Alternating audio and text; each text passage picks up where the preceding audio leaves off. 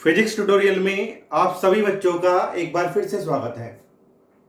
प्यारे बच्चों, पिछले वीडियो लेक्चर में हमने गाउस का नियम और उसके अनुप्रयोग पर हमने चर्चा की थी।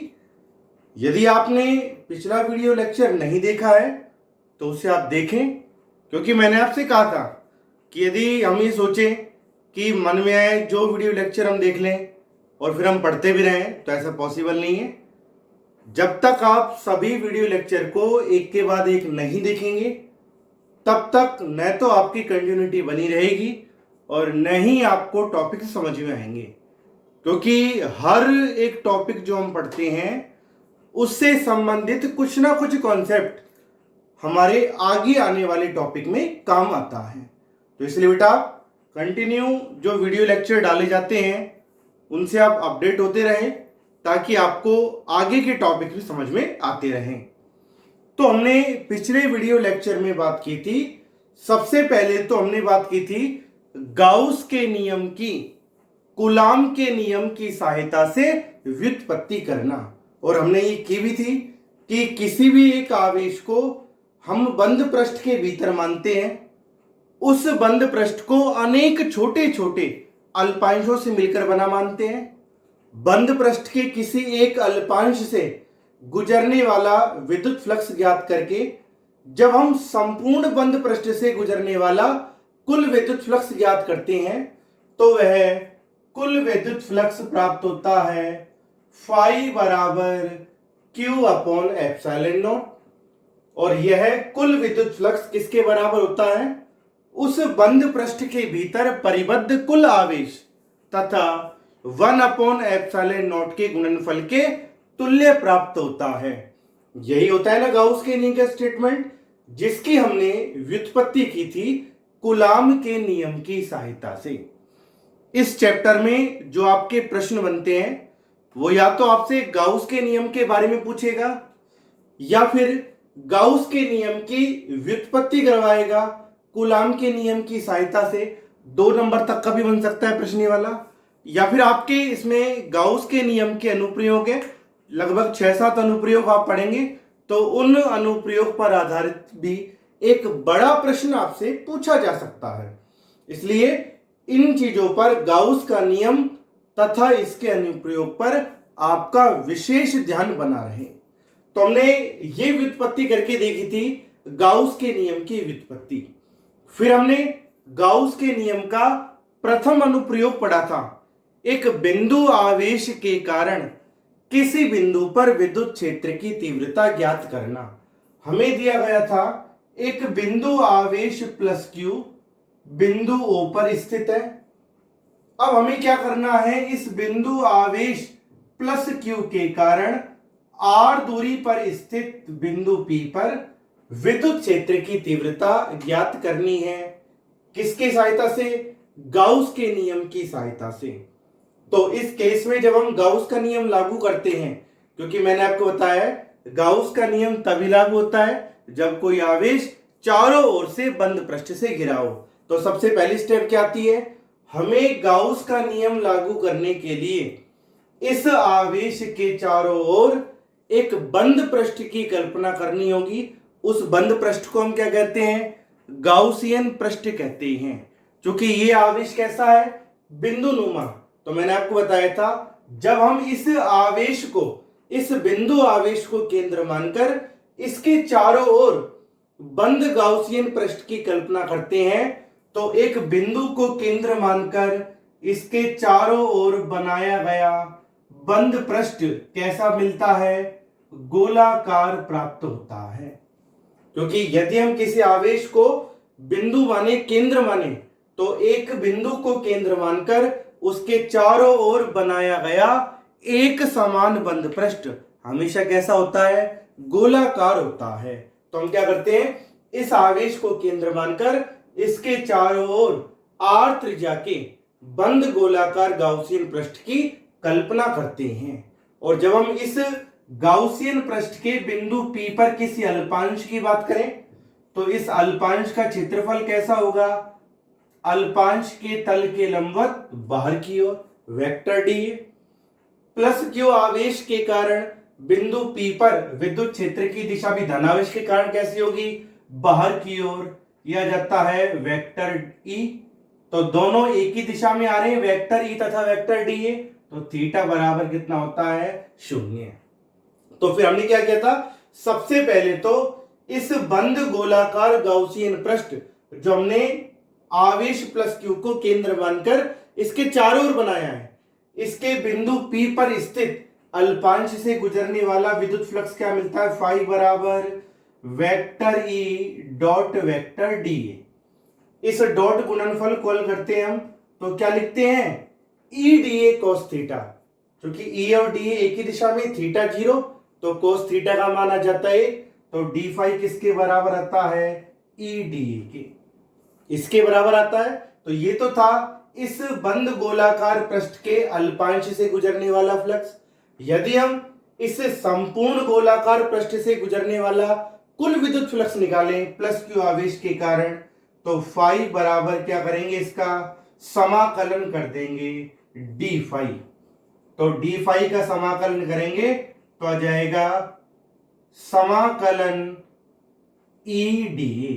यहां पर हमने समाकलन के ऊपर बंद पृष्ठ का चिन्ह क्यों लगाया है, क्योंकि प्लस क्यू आवेश के चारों ओर खींचा गया ये गाउसियन पृष्ठ कैसा है, गोलाकार है, बंद है, इसलिए बंद पृष्ठ का सिंबल हमने लगा दिया। ये क्या था, अब आप जानते हैं गाउस के नियम से, क्योंकि गाउस के नियम का तो अनुप्रयोग हमें करना है, गाउस के नियम से किसी बंद पृष्ठ के भीतर यदि क्यू आवेश हो तो उस बंद पृष्ठ से गुजरने वाला कुल विद्युत फ्लक्स कितना होता है, क्यू अपॉन एप्सिलॉन नॉट। ये होता है फाई बराबर क्यू अपॉन एप्सिलॉन नॉट। यहां पर समाकलन में से ई को बाहर निकाल दो, क्योंकि हमें ई का मान निकालना है, आ जाता है समाकलन डी ए। तो जब आप इसको हल करते हैं Q अपॉन एप्सिलॉन नॉट बराबर E, यहां पर DA क्या है, बंद पृष्ठ के अल्पांश का क्षेत्रफल। अब हम बात करें समाकलन DA, तो समाकलन DA क्या है, अल्पांश का क्षेत्रफल नहीं बल्कि पूरे बंद पृष्ठ का क्षेत्रफल, क्योंकि समाकलन हो रहा है, तो समाकलन DA का मतलब है इस पूरे बंद पृष्ठ का क्षेत्रफल। ये पूरा बंद पृष्ठ कैसा है, गोलाकार, जिसकी त्रिज्या है r, तो इस पूरे गोलाकार बंद पृष्ठ का क्षेत्रफल कितना हो जाएगा, 4 पाई r स्क्वायर। तो जब हम इससे e की वैल्यू निकालते हैं तो q अपॉन एप्सिलॉन नॉट से किसको गुणा करते हैं, 4 पाई r स्क्वायर को, तो आ जाता है इससे e बराबर, देखो 1 अपॉन 4 पाई एप्सिलॉन नॉट को तो हमने लिख दिया एक साथ, अब क्या बचा, Q बटा R स्क्वायर, या आप लिख सकते हैं E बराबर 1 अपॉन 4 पाई एप्सिलॉन नॉट आ गया कूलम्ब नियतांक K का मान, तो E बराबर आ जाता है KQ बटा R स्क्वायर। वही फॉर्मूला आ गया, एक बिंदु आवेश Q के कारण R दूरी पर विद्युत क्षेत्र की तीव्रता कितनी होती है, KQ बटा R स्क्वायर। ये फॉर्मूला हमने पहले ही पढ़ रखा था, बस इसका दोबारा हमने सत्यापन करके देखा है, किसके नियम की सहायता से, गाउस के नियम की सहायता से। एक आवेश बिंदु आवेश Q के कारण R दूरी पर विद्युत क्षेत्र की तीव्रता होती है KQ बटा R स्क्वायर, और यह विद्युत क्षेत्र की तीव्रता किस पर निर्भर करती है, दूरी के वर्ग R स्क्वायर के व्युत्क्रमानुपाती होती है। कि यदि आप एक बिंदु आवेश प्लस Q के कारण उत्पन्न विद्युत क्षेत्र की तीव्रता का, एक बिंदु आवेश Q के कारण उत्पन्न विद्युत क्षेत्र की तीव्रता का यदि दूरी के साथ परिवर्तन का आलेख यदि आप खींचें तो ये ग्राफ आपको इस तरह से प्राप्त होगा, जो कि क्या दर्शा रहा है कि बिंदु आवेश के कारण उत्पन्न विद्युत क्षेत्र की तीव्रता दूरी के वर्ग के व्युत्क्रमानुपाती होती है। यही बताया था आपको, ये था गाउस के नियम का प्रथम अनुप्रयोग, एक बिंदु आवेश के कारण विद्युत क्षेत्र की तीव्रता ज्ञात करना। अब हम गाउस के नियम के दूसरे अनुप्रयोग पर चलते हैं, पर उससे पहले एक छोटा सा प्रश्न है, उसको हम हल करने का प्रयास करते हैं।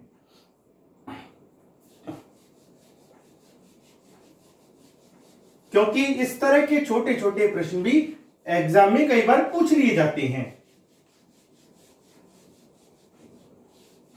जैसे मान लीजिए आपको एक प्रश्न दे दिया जाए कि ये एक अर्धगोला है,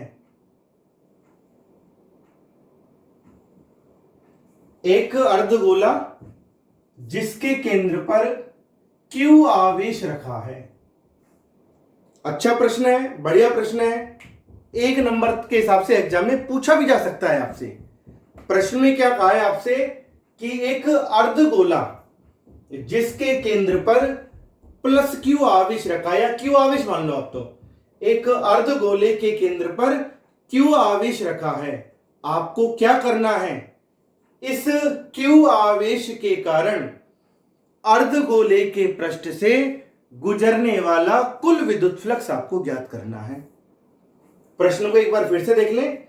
एक अर्धगोला जिसके केंद्र पर Q आवेश रखा है, आपको इस आवेश के कारण अर्धगोले के पृष्ठ से गुजरने वाला विद्युत फ्लक्स ज्ञात करना है गाउस के नियम की सहायता से। कि गाउस के नियम की सहायता से आपको इस Q आवेश के कारण अर्धगोले के पृष्ठ से गुजरने वाला विद्युत फ्लक्स ज्ञात करना है। तो सबसे पहले बात तो ये देखें आप, क्या यहां पर गाउस का नियम लागू होगा? क्या नहीं होगा, क्योंकि अर्धगोला क्या एक बंद पृष्ठ है? क्या नहीं है। पर फिर भी हमें गाउस का नियम लागू करना है। वो कैसे करेंगे? देखिए, देखो ये Q आवेश अर्धगोले के केंद्र पर रखा है। यदि हम इस अर्धगोले के ऊपर इस प्रकार से एक अर्धगोले को और रख दें, कि अर्धगोला तो पहले से था ही जिसके केंद्र पर Q आवेश रखा है। यदि हम इस जैसे ये अर्धगोला है, इसके केंद्र पर Q आवेश रखा है, अब हमें इस अर्धगोले के पृष्ठ से गुजरने वाला फ्लक्स बताना है गाउस के नियम से। तो गाउस का नियम अभी तो लागू होगा नहीं, क्योंकि गाउस का नियम तभी लागू होता है जब कोई आवेश चारों ओर से बंद पृष्ठ से घिरा हो, जबकि अर्धगोला क्या एक बंद पृष्ठ है? क्या नहीं है। तो ये एक अर्धगोला है जिसके केंद्र पर Q आवेश रखा है।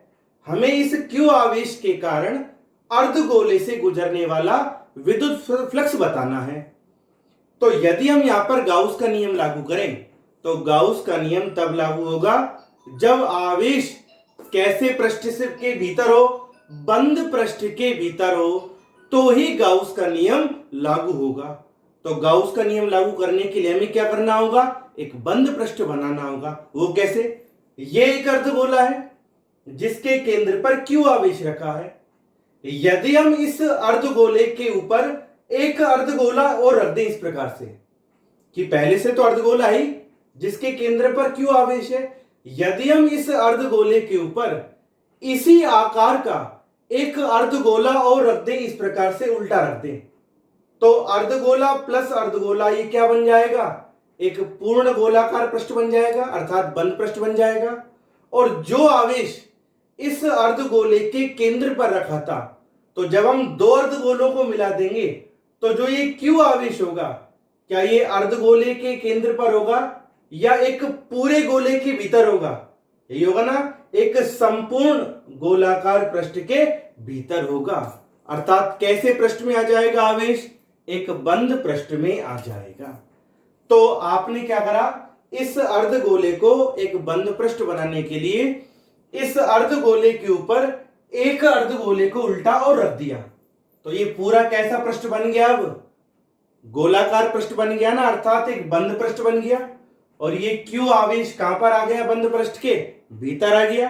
तो गाउस के नियम से Q आवेश के कारण गोले के पृष्ठ से, पूरे गोले की बात हो रही है अभी, गोले के पृष्ठ से गुजरने वाला विद्युत फ्लक्स गुजरने वाला विद्युत फ्लक्स, तो आ जाएगा इससे फाई बराबर क्यू अपॉन एप्सिलॉन नॉट। मिल गया आपको विद्युत फ्लक्स। और ये विद्युत फ्लक्स कहां से गुजर रहा है अभी? अर्धगोले के पृष्ठ से या पूरे गोले के पृष्ठ से? पूरे गोले के पृष्ठ से गुजर रहा है। हमें तो केवल किसके लिए चाहिए? अर्धगोले के लिए। जब पूरे गोले के पृष्ठ से कितना फ्लक्स गुजर रहा है? फाई। तो आधे गोले के पृष्ठ से कितना फ्लक्स गुजरेगा? 5/2। मिल गया ना आंसर आपको? तो आ जाएगा इसलिए अर्धगोले से गुजरने वाला विद्युत फ्लक्स, तो जब आप अर्धगोले से गुजरने वाला विद्युत फ्लक्स निकालेंगे तो पूरे गोले से जो विद्युत फ्लक्स गुजर रहा है पूरे गोले के पृष्ठ से वह कितना है? फाई। तो आधे गोले के पृष्ठ से जो विद्युत फ्लक्स गुजरेगा फाई डैश, वह इस पूरे विद्युत फ्लक्स का कैसा होगा? आधा होगा, 5/2। फाई का मान रख देंगे तो जब फाई में 2 का भाग लगाएंगे तो कितना आ जाएगा? Q upon 2 epsilon naught. मिल गया आंसर। तो ये जो अर्धगोला है जिसके केंद्र पर Q आवेश रखा है, तो जब इस Q आवेश के कारण हम इस अर्धगोले के पृष्ठ से गुजरने वाला विद्युत फ्लक्स निकालेंगे तो वह विद्युत फ्लक्स कितना होगा? Q/2 epsilon not. क्लियर? फिर से ध्यान दे बेटा, डायरेक्ट कैलकुलेशन मत कर देना। गाउस का नियम, चूंकि ये अर्धगोला है, गाउस का नियम लगाना है तो वह तभी लगेगा जब आवेश बंद पृष्ठ से घिरा हो, बंद पृष्ठ के भीतर परिबद्ध हो।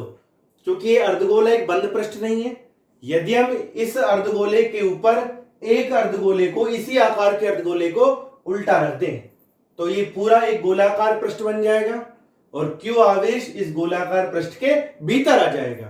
तो Q आवेश के कारण इस बंद गोलाकार पृष्ठ से गुजरने वाला विद्युत फ्लक्स कितना होगा? Q/एप्सिलॉन नॉट। हमें तो आधे गोले की बात करनी है, तो जब पूरे गोलाकार पृष्ठ से गुजरने वाला फ्लक्स होगा Q/एप्सिलॉन नॉट, फाई बराबर Q अपॉन एप्सिलॉन नॉट। तो आधे गोले के पृष्ठ से कितना फ्लक्स गुजरेगा? जो फाई है उसका आधा हो जाएगा, तो आ जाएगा Q/2 एप्सिलॉन नॉट। तो यह आ जाता है आपको कि अर्धगोले के केंद्र पर स्थित Q आवेश के कारण इस अर्धगोले के पृष्ठ से गुजरने वाला विद्युत फ्लक्स। तो यह एक छोटा सा प्रश्न था जो गाउस प्रमेय पर आधारित था, जिसे हमने हल किया है। समझ में आ गया तक? चलिए अब हम आगे बढ़ते हैं।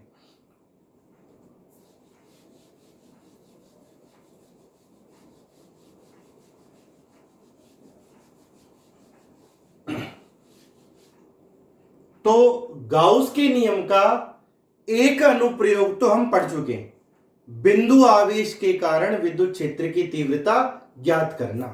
आज हम गाउस प्रमेय का द्वितीय अनुप्रयोग पढ़ेंगे, दूसरा अनुप्रयोग, और वह अनुप्रयोग है किसी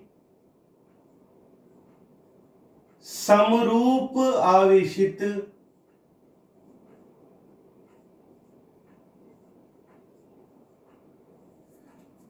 गोलीय कोश के कारण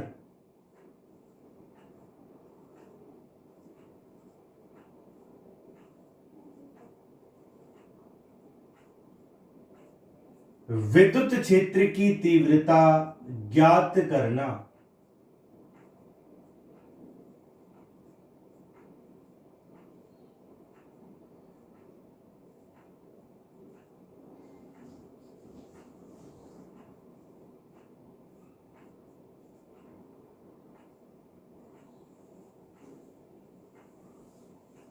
मैं एक बार फिर से रिपीट कर रहा हूं, आज का जो हमारा टॉपिक है वो गाउस के नियम के अनुप्रयोग का दूसरा भाग है।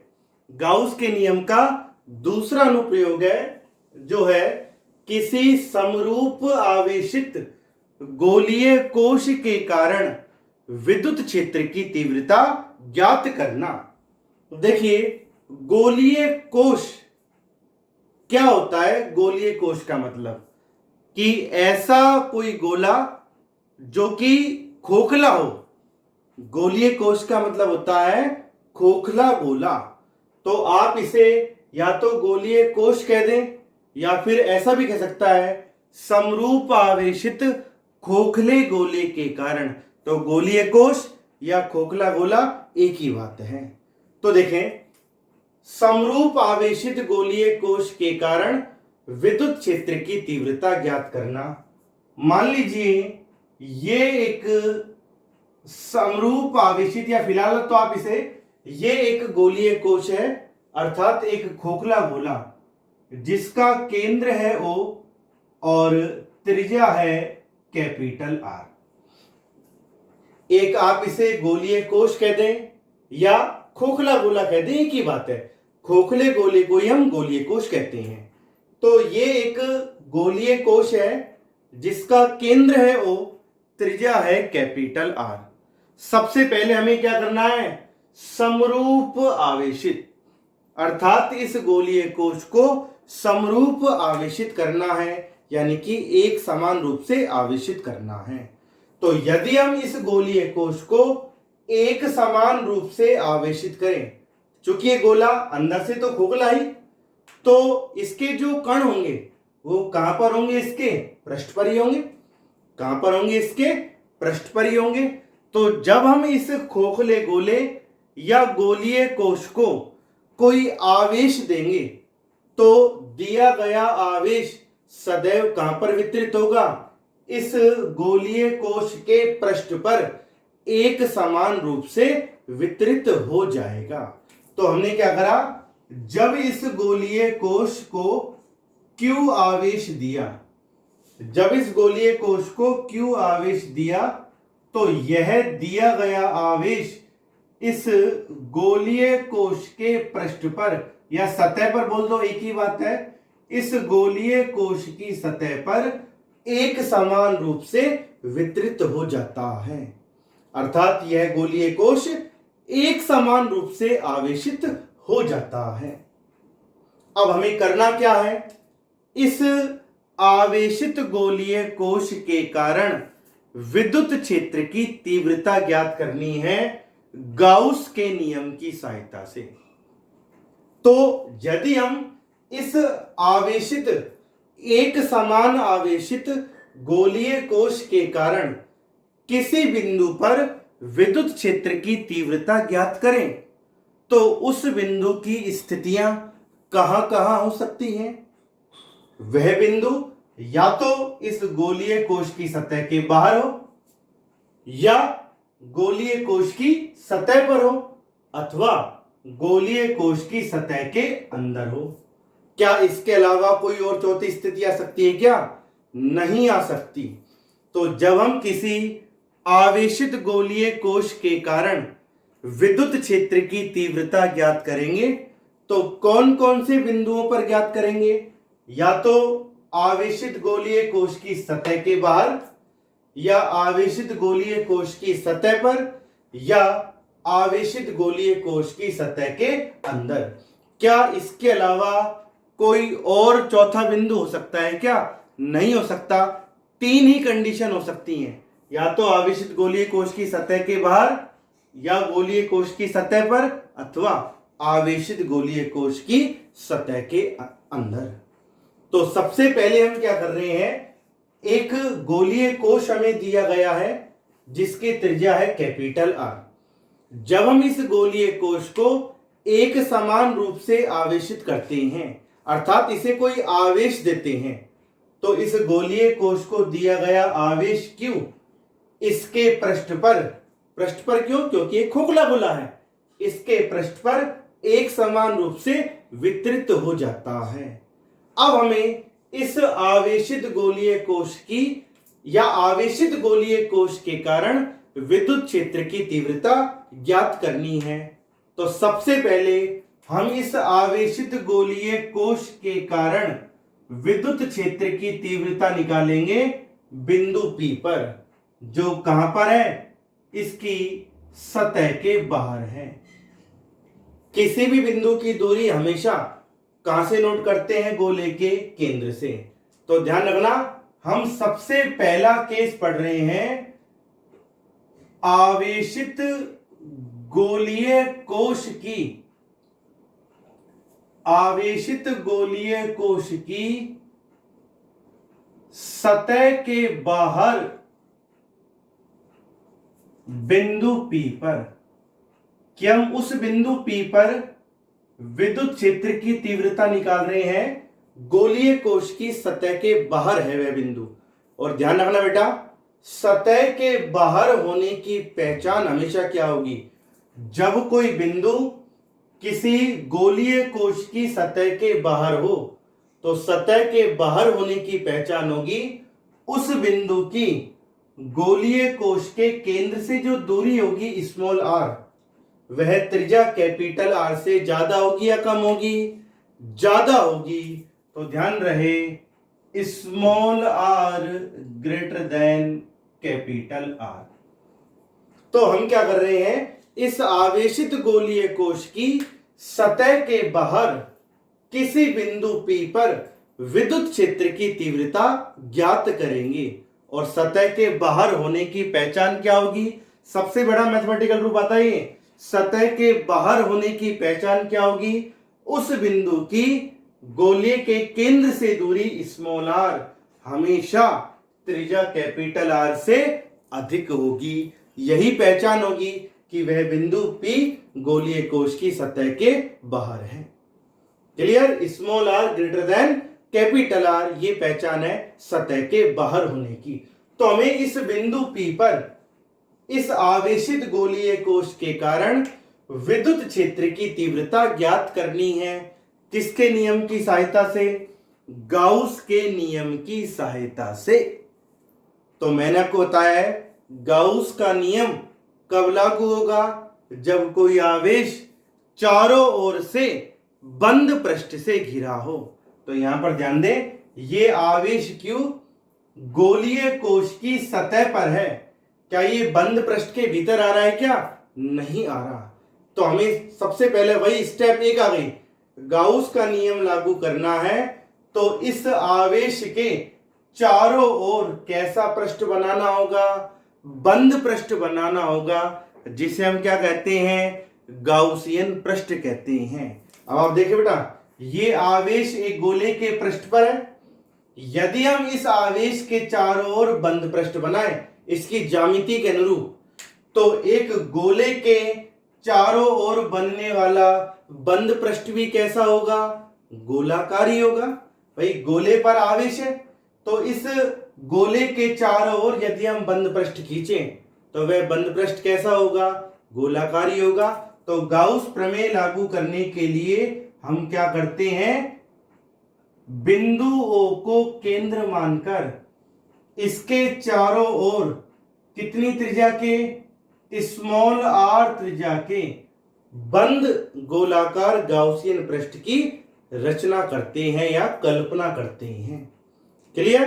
तो इस बंद गाउसियन पृष्ठ के यदि हम अल्पांश की बात करें बिंदु P पर, तो बिंदु P पर विद्युत क्षेत्र की दिशा क्या होगी, बाहर की ओर, क्योंकि मैंने आपको बता रखा है विद्युत क्षेत्र की दिशा धन परीक्षण आवेश पर लगने वाले बल के अनुदिश होती है। तो यदि हम बिंदु P पर धन परीक्षण आवेश को रखें तो ये धनावेशित गोला उस धन परीक्षण आवेश को क्या करेगा, प्रतिकर्षित करेगा। तो इस आवेशित गोलीय कोश के कारण बिंदु P पर विद्युत क्षेत्र की दिशा कहां पर होगी, बाहर की ओर होगी, यही होगी। और यदि हम इस बिंदु P पर स्थित किसी अल्पांश के क्षेत्रफल की बात करें, वेक्टर dA, तो अल्पांश का क्षेत्रफल क्या होगा, इस अल्पांश के तल की अभिलंबत बाहर की ओर। वेक्टर E तथा वेक्टर dA एक ही दिशा में आ रहे हैं, तो थीटा बराबर कितना होगा, 0, यही होगा। तो सबसे पहले आपको क्या करना है, विद्युत फ्लक्स निकालना है, कहां से, बिंदु P पर स्थित इस अल्पांश से गुजरने वाला। और पूरे पृष्ठ के लिए क्या कर देंगे आप, इसका समाकलन कर देंगे। तो सबसे पहले हम क्या लिखेंगे, बिंदु P पर स्थित, बिंदु P पर स्थित गाउसियन पृष्ठ के अल्पांश से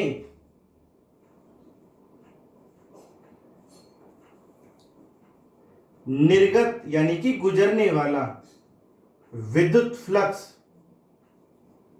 क्या आ जाएगा, डी फाई बराबर E D A cos theta. क्योंकि vector E dot vector D A लिखोगे तो E D A cos theta, theta बराबर 0, कॉस थीटा हो जाएगा 1, तो डी फाई बराबर आ जाएगा ई डी ए। तो ये तो विद्युत फ्लक्स आया बिंदु P पर स्थित इस बंद पृष्ठ के अल्पांश से गुजरने वाला। तो संपूर्ण पृष्ठ की आप बात करें तो आ जाएगा, इसलिए संपूर्ण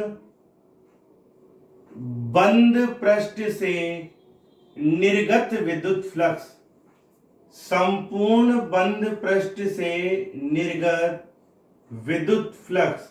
तो जब संपूर्ण बंद पृष्ठ से निर्गत विद्युत फ्लक्स निकालना हो फाई, तो क्या कर देंगे, इसका समाकलन कर देंगे डी फाई का, कि जो अल्पांश के लिए फ्लक्स आ रहा है उसका समाकलन कर देंगे।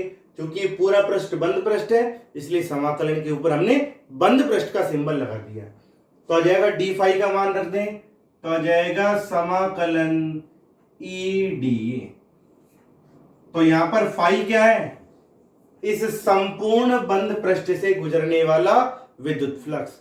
गाउस के नियम का उपयोग करें आप, इस संपूर्ण बंद पृष्ठ के भीतर कितना आवेश आ रहा है, क्यू आवेश। तो संपूर्ण बंद पृष्ठ से गुजरने वाला विद्युत फ्लक्स कितना होगा, फाई बराबर क्यू अपॉन एप्सिलॉन नॉट। तो आ जाएगा इसमें से ई को तो कर दो बाहर, अंदर आ जाएगा समाकलन डी ए। तो आ जाएगा इससे Q अपॉन एप्सिलॉन नॉट बराबर E। यहां पर dA का मतलब क्या है, बिंदु P पर स्थित पृष्ठ के अल्पांश का क्षेत्रफल, और समाकलन dA का मतलब क्या हुआ, इस पूरे बंद पृष्ठ का क्षेत्रफल। इस पूरे बंद पृष्ठ की त्रिज्या कितनी है, कैपिटल आर या स्मॉल आर, स्मॉल आर। बिंदु P तक जो हमने बंद पृष्ठ बनाया है इसकी त्रिज्या कितनी है, स्मॉल आर। तो पूरे बंद पृष्ठ का क्षेत्रफल कितना हो जाएगा, 4 पाई स्मॉल आर स्क्वायर। तो यदि आप इससे ई का मान निकालें तो Q अपॉन एप्सिलॉन नॉट को नीचे गुणा कर देंगे 4 पाई आर स्क्वायर से, तो वही बन गया। देखें 1 अपॉन 4 पाई एप्सिलॉन नॉट तो आ ही गया, 4 पाई एप्सिलॉन नॉट, ऊपर बचा Q, नीचे आ जाएगा आर स्क्वायर। तो आ जाएगा इससे E बराबर के क्यू बटा आर स्क्वायर, या आप ऐसा भी लिख सकते हैं E समानुपाती 1 अपॉन आर स्क्वायर। तो मिल गया रिजल्ट आपको कि एक समरूप आवेशित गोलीय कोश की सतह के बाहर वाले बिंदुओं की पहचान क्या होगी, उन बिंदुओं की गोलीय कोश के केंद्र से दूरी हमेशा कोश की त्रिज्या से अधिक होगी। तो क्या रिजल्ट मिला आपको कि किसी समरूप आवेशित गोलीय कोश की सतह के बाहर विद्युत क्षेत्र की तीव्रता कितनी होती है, ई बराबर के क्यू बटा आर स्क्वायर। के तो आप जानते हैं कूलाम नियतांक, क्यू क्या है, गोलीय कोश पर उपस्थित आवेश, और आर क्या है, जिस बिंदु पर सतह के बाहर जिस बिंदु पर हम विद्युत क्षेत्र की तीव्रता ज्ञात कर रहे हैं उस बिंदु की गोलीय कोश के केंद्र से दूरी स्मॉल आर। तो एक समरूप आवेशित गोलीय कोश की सतह के बाहर बिंदुओं पर विद्युत क्षेत्र की तीव्रता होती है के क्यू बटा आर स्क्वायर, और यह विद्युत क्षेत्र की तीव्रता दूरी के वर्ग आर स्क्वायर के व्युत्क्रमानुपाती होती है। अर्थात जैसे जैसे हम इस आवेशित गोलीय कोश की सतह के बाहर जाते जाएंगे तो केंद्र से दूरी बढ़ने पर विद्युत क्षेत्र की तीव्रता कम होती जाएगी। तो यह जाता है समरूप आवेशित गोलीय कोश की सतह के बाहर विद्युत क्षेत्र की तीव्रता। क्लियर। अब हम बात करें गोलीय कोश की सतह पर।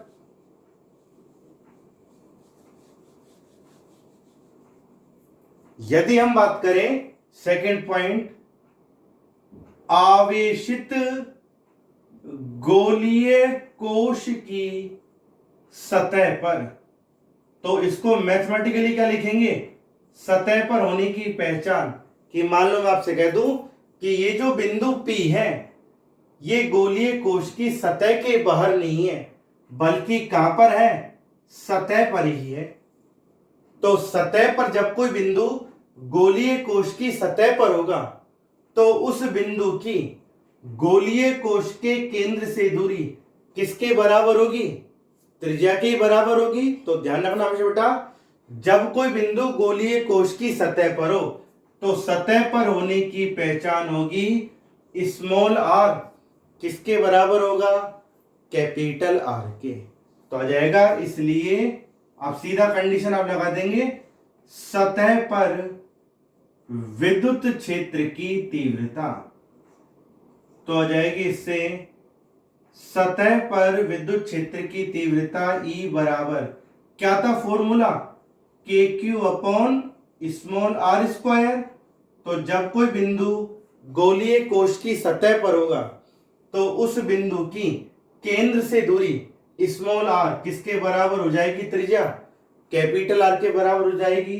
तो गोलीय कोश की सतह पर विद्युत क्षेत्र की तीव्रता कितनी होती है, KQ बटा कैपिटल आर स्क्वायर। तो ध्यान रहे, एक समरूप आवेशित गोलीय कोश की सतह पर विद्युत क्षेत्र की तीव्रता होती है KQ upon capital R square. यहां पर Q है गोलीय कोश के पृष्ठ पर आवेश, कैपिटल आर क्या है, गोलीय कोश की त्रिज्या। क्लियर। क्या ये विद्युत क्षेत्र की तीव्रता जो आप गोलीय कोश की सतह पर निकाल रहे हैं, क्या ये दूरी पर निर्भर करेगी, क्या नहीं करेगी। क्यों, कहीं बिंदु गोलीय कोश की सतह पर कहीं पर भी हो, हर जगह उस बिंदु की केंद्र से दूरी किसके बराबर होगी, त्रिज्या कैपिटल आर के बराबर होगी, एक समान। तो जब दूरी एक समान होगी तो गोलीय कोश की सतह के प्रत्येक बिंदु पर विद्युत क्षेत्र की तीव्रता भी कैसी होगी, परिमाण में समान होगी। तो ये दूसरा पॉइंट आया, गोलीय कोश की सतह पर विद्युत क्षेत्र की तीव्रता। अब हम तीसरी कंडीशन लिखते हैं कि यदि बिंदु P जिसे आपने पहले कहां पर माना था, गोलीय कोश की सतह के बाहर माना था, फिर आपने माना इसे गोलीय कोश की सतह पर। अब हम लिखते हैं गोलीय कोश की सतह के अंदर, कि मान लो मैं आपसे कह दूं तीसरी कंडीशन है, गोलीय कोश की सतह के अंदर, कि जो ये बिंदु P है यहां पर रखा है और ये कहां पर है, गोलीय कोश की सतह के अंदर है। तो जब कोई बिंदु P गोलीय कोश की सतह के भीतर होगा तो इस बिंदु P की गोलीय कोश के केंद्र से जो दूरी है स्मॉल आर, वो त्रिज्या कैपिटल आर से ज्यादा होगी या कैपिटल आर से कम होगी, कैपिटल आर से कम होगी। तो आप लिखेंगे small R less than capital R. इनको मैथमेटिकली ध्यान रखना कि जब कोई बिंदु गोलीय कोश की सतह के बाहर हो तो small R greater than capital R. Small R की वैल्यू हमेशा कोश की त्रिज्या से अधिक होगी। गोलीय कोश की सतह पर हो तो स्मॉल आर बराबर कैपिटल आर, की स्मॉल आर की वैल्यू कोश की त्रिज्या के बराबर होगी। और यहां पर स्मॉल आर दूरी कहां से, गोले के केंद्र से। और यदि बिंदु P गोलीय कोश की सतह के अंदर हो तो उस बिंदु P की इस गोलीय कोश के केंद्र से दूरी स्मॉल आर, यह त्रिज्या कैपिटल आर से कैसी होगी, कम होगी। तो हमें इस बिंदु P पर विद्युत क्षेत्र की तीव्रता बतानी है। इसका देखो बिल्कुल एक लाइन रिजल्ट तो मैं आपको भी बता दूं, बिल्कुल एक लाइन रिजल्ट दे दें, कोई ज्यादा एक्सप्लेन करने की जरूरत ही नहीं है कि गोलीय कोश एक खोखला गोला है। आपने इसे जो भी एक समान रूप से आवेश दिया है वो कहां पर वितरित हुआ है? इसके पृष्ठ पर, क्योंकि ये खोखला गोला है। तो क्या गोलीय कोश के पृष्ठ के भीतर कोई आवेश है क्या? नहीं है। और जब गोलीय कोश के पृष्ठ के भीतर कोई आवेश ही नहीं है तो गोलीय कोश के पृष्ठ के भीतर विद्युत क्षेत्र भी कितना होगा? शून्य होगा, क्योंकि गोलीय कोश के पृष्ठ के भीतर कोई आवेश ही नहीं है। तो गोलीय कोश के पृष्ठ के भीतर यानी कि सतह के अंदर वाले बिंदुओं पर विद्युत क्षेत्र कितना होता है? शून्य होता है, क्योंकि गोलीय कोश की सतह के अंदर कोई आवेश ही नहीं होता। सारा आवेश तो कहां पर है? उसकी सतह पर ही है। तो एक रिजल्ट तो हमको ये मिल गया बिल्कुल इजी वे में। पर हमें इस चीज को किसके आधार पर एक्सप्लेन करना है? गाउस के नियम के आधार पर। किसके आधार पर? गाउस के नियम के आधार पर। इसकी प्रक्रिया क्या होगी? वही तरीका है कि आपको O को केंद्र मानकर इस गोलीय कोश के भीतर स्मॉल r त्रिज्या के एक बंद गाउसियन पृष्ठ की कल्पना करनी है। क्लियर? तो यदि आप गाउस का नियम लागू करें तो विद्युत फ्लक्स कितना होता है? मैंने आपको बताया फाई बराबर समाकलन vector E dot vector D. विद्युत फ्लक्स की परिभाषा तो ये होती है, यदि किसी बंद पृष्ठ के एक अल्पांश का क्षेत्रफल कितना हो? वेक्टर डी, तो उस अल्पांश से गुजरने वाला फ्लक्स कितना होता है? Vector E dot vector D. तो संपूर्ण पृष्ठ के लिए क्या कर दिया? उसका समाकलन कर दिया। यही होगा तरीका। अब यदि आप गाउस का नियम लागू करें तो फाई किसके बराबर है? Q अपॉन एप्सिलॉन नॉट के बराबर समाकलन vector E dot vector D. यहां पर Q क्या होता है? बंद पृष्ठ के भीतर परिबद्ध आवेश। तो यदि हम कहें कि बिंदु P इस आवेशित गोलीय कोश की सतह के अंदर है और हम बिंदु P तक कोई बंद पृष्ठ बनाए, तो क्या इस बंद पृष्ठ के भीतर कोई आवेश परिबद्ध आ रहा है क्या? नहीं आ रहा। जब कोई आवेश ही परिबद्ध नहीं होगा अर्थात Q बराबर कितना होगा? शून्य। तो जब गोलीय कोश की सतह के भीतर कोई आवेश ही परिबद्ध नहीं है, Q बराबर शून्य है, तो इसलिए जब आप Q की वैल्यू शून्य रखेंगे तो ये वाली वैल्यू कितनी आ जाएगी? शून्य।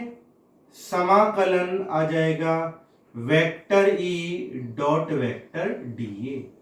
और जब vector E dot vector D ये वैल्यू शून्य आ रही है तो इसका मतलब वेक्टर E बराबर भी कितना होगा आपके पास? शून्य ही होगा, क्योंकि वेक्टर डी शून्य हो सकता है क्या? क्षेत्रफल तो शून्य नहीं हो सकता। तो वेक्टर E कितना होगा? शून्य होगा। तो ये रिजल्ट आ गया कि किसी समरूप आवेशित गोलीय कोश की सतह के भीतर विद्युत क्षेत्र की तीव्रता कितनी होती है? शून्य होती है।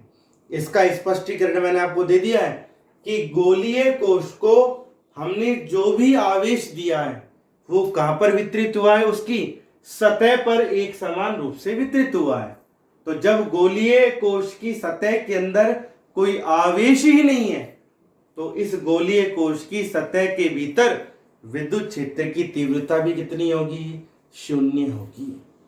तो ये तीनों केस थे गाउस के नियम की सहायता से एक समरूप आवेशित गोलीय कोश की सतह के समरूप आवेशित गोलीय कोश के कारण विद्युत क्षेत्र की तीव्रता ज्ञात करना। तो पहला केस क्या था?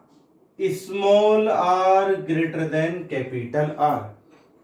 कहां पर? गोलीय कोश की सतह के बाहर।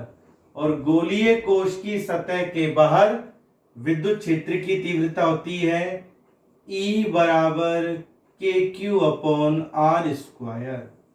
और यह विद्युत क्षेत्र की तीव्रता दूरी के वर्ग के कैसी होती है? व्युत्क्रमानुपाती होती है।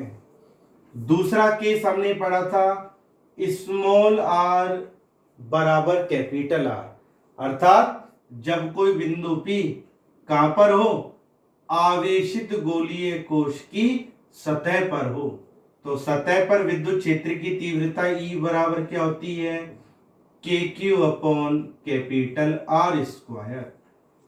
और लास्ट तीसरी कंडीशन हमने पढ़ी थी small r less than capital R। और ये कब होगा, जब कोई बिंदु P आवेशित गोलीय कोश की कहां पर हो, सतह के अंदर हो।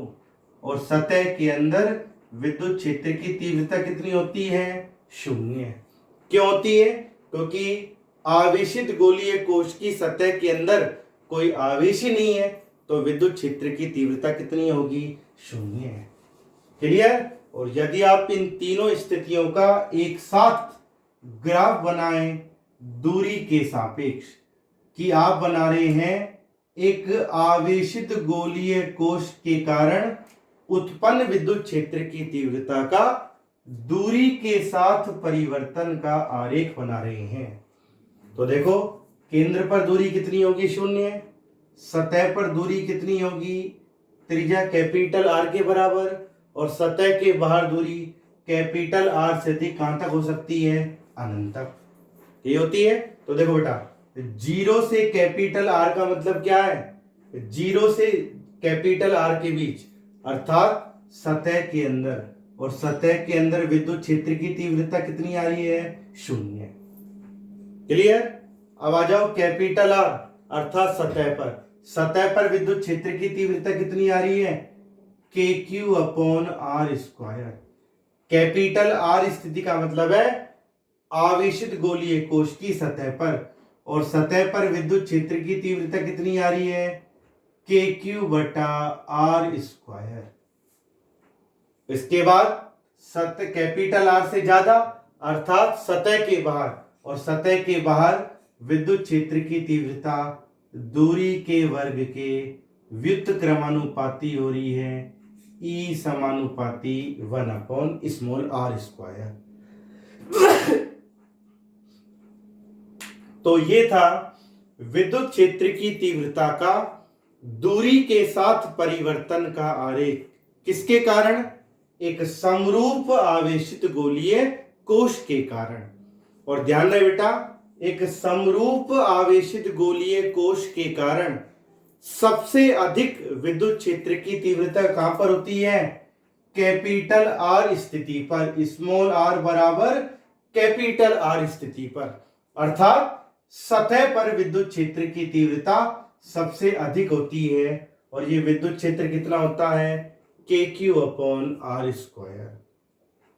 सतह के भीतर 0 होती है, सतह पर अधिकतम होती है, और सतह के बाहर दूरी के साथ साथ घटती जाती है।